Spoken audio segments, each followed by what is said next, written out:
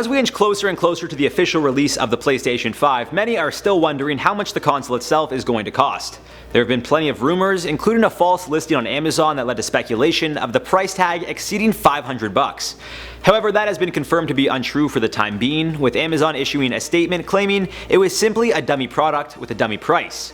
Other factors include Sony offering a regular and digital version of the console, and the fact that Microsoft has yet to officially reveal their price for the Xbox Series X. There's also the pandemic, which has certainly been hard on the majority of the world, leaving hundreds of millions without work. And with all things considered, we may now have an idea of how much this thing is actually going to cost. What's happening, guys? Welcome back to Life's Biggest Questions. I'm your host for this one, Jared Bronstein, and today we're asking how much will the PS5 cost? If you haven't seen our video, should we buy the PlayStation 5 or Xbox Series X? Why don't you go ahead and give it a gander after this one. As always, we'll be replying to some of your comments from a previous video to wrap this one up, but for now, let's get right into this one. So as previously mentioned, there are plenty of factors when speaking about the price point for Sony's highly anticipated console dropping holiday 2020. We don't even have an exact date nailed down, but there have been plenty of leaks and rumors, as you can imagine. With everything you hear, at least regarding upcoming technology leaks, you gotta take it with a grain of salt. Much like that Amazon listing I previously mentioned, which was listed on the Amazon UK website, it's hard to know what's legit and what's not. With that being said, looking at old patterns such as release dates and price points for older generation consoles, we may finally have the answer we've all been looking for. But it also seems there may not just be one price tag, as it's quite possible we see a few options, giving consumers the opportunity to decide what they feel most comfortable spending. We know there's going to be the original and digital version of the PS5, with the latter not having the 4K Blu-ray disc drive. This will be a factor when pricing the two consoles, with the digital obviously costing less. But there's also been rumors of special edition PlayStations possibly releasing at some point down the line.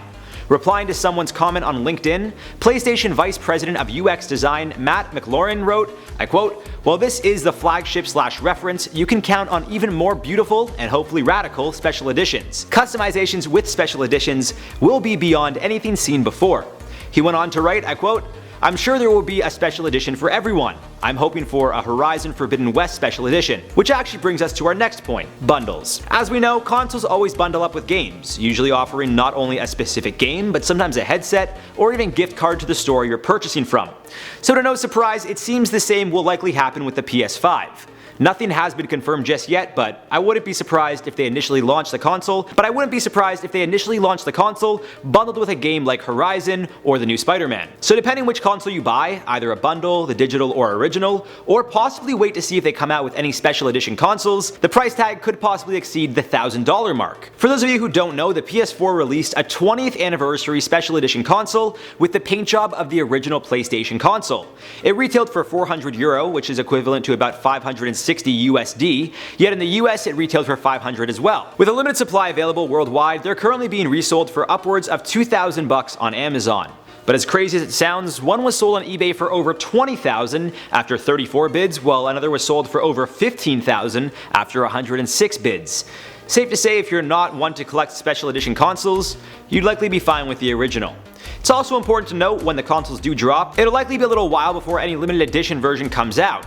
A mock-up of Spider-Man Miles Morales version was posted to Reddit, but it was confirmed to be a fan-made mock-up. Still looks cool though. We also can't forget, we're in the middle of this pandemic. Hundreds of millions worldwide haven't worked in weeks or months, so the last thing people are focused on right now is buying a new console for the holiday season. As much hype about the consoles as there is, at the end of the day, people have bills to pay. And if someone was hoping to save money from each check leading up to the release, well, that becomes much tougher to do, considering how most people still aren't back to work yet, and the console is rumored to drop likely in November.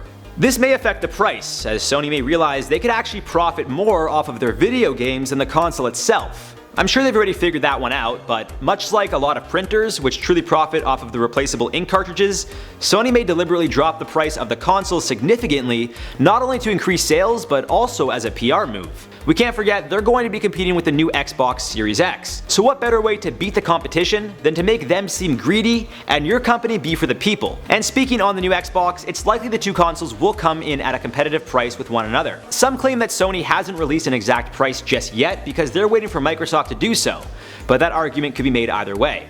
When asked about the pandemic and how it affected the release in general, McLaurin commented on his LinkedIn that the pipeline is full and the team has made many last-minute changes to accommodate their planned release. And as we know, the console is expected to drop sometime in holiday 2020. But as we know, that could mean any time in November or December. there seems to be a common consensus that the console is likely to drop on November 20th, 2020. Twitter user Ben Geskin posted a photo of the PS5 on France Amazon, with the price tags being €499 for the original and $399 for the digital version. The photo also shows a release date of November 20th, 2020. This is likely accurate, although the posting has been removed from the Amazon France website. It's important to note the PS4 dropped November 15th, 2013, and the PS3 dropped November 11th, 2006. With the previous two releases coming within 2 weeks of Black Friday, it's likely the PS5 follows suit.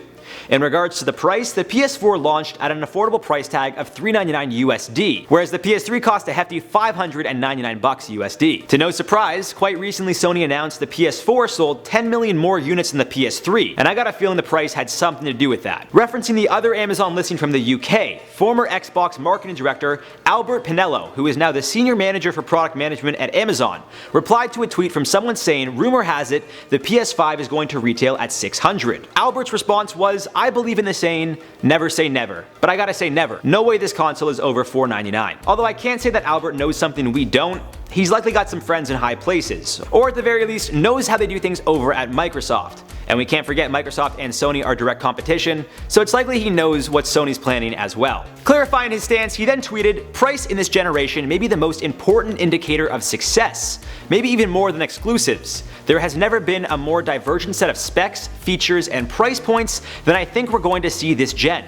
It will be fascinating. Someone should write a book." So then, when all is said and done, how much is this console actually going to cost? As previously mentioned, it depends which one you're looking to buy. There's going to be the original and digital version, and then the bundles, as well as special edition or limited edition versions, which will likely come out months or even years after the initial release. But regarding the PS5 and PS5 digital, which is officially dropping holiday 2020, but I think November 20th is likely a safe bet, it seems you're looking at $499 USD and $449 or $399 USD respectively.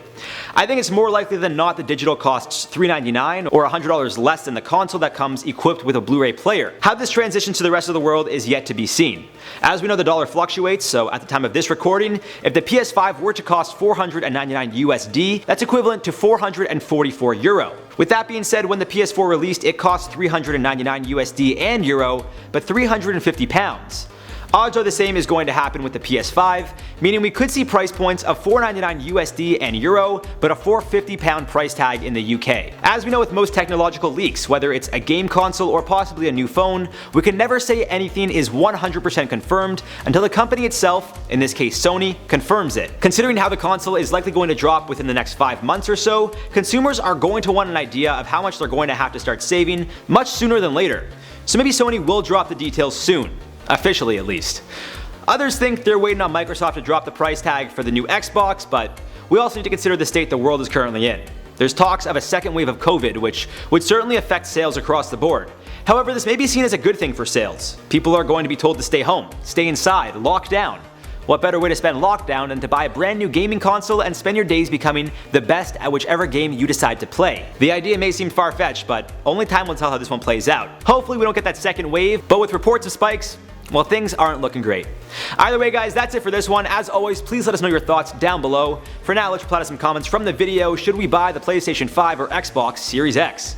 Toxicity said basically it's your choice and you should buy the one that you like better. 100% I agree with you, and that was kind of the point of the video. I wasn't going to tell you guys, buy the Xbox. I like Xbox and I grew up playing Xbox, so obviously it's the better console, because that's not going to be informative. I wanted to inform you guys of both consoles and really say, at the end of the day, it's up to you, because you're the one playing it, not me. Harry0124 said, I'm getting the KFC console so I can cook my chicken while I'm playing. I actually, when I first saw the mock-up KFC console, I thought it was the most genius thing in the world. I'm just waiting for Popeyes to get in there and just be like, you know what, fine, we're dropping a console too. Harvey Harris said, I'm proud of Jared. He chose to not dog the boys in the name of simping to the PS5. A true lad. I responded to the comment, but I'll tell you here too on the video. I got you, bro. I'm for the boys. I told you. I'm team Xbox all the way. I'm definitely not a simp, because obviously I don't like the PS5. So I'll leave it on that note, guys. I've been your host, Jared Bronstein, and we'll see you in the next one.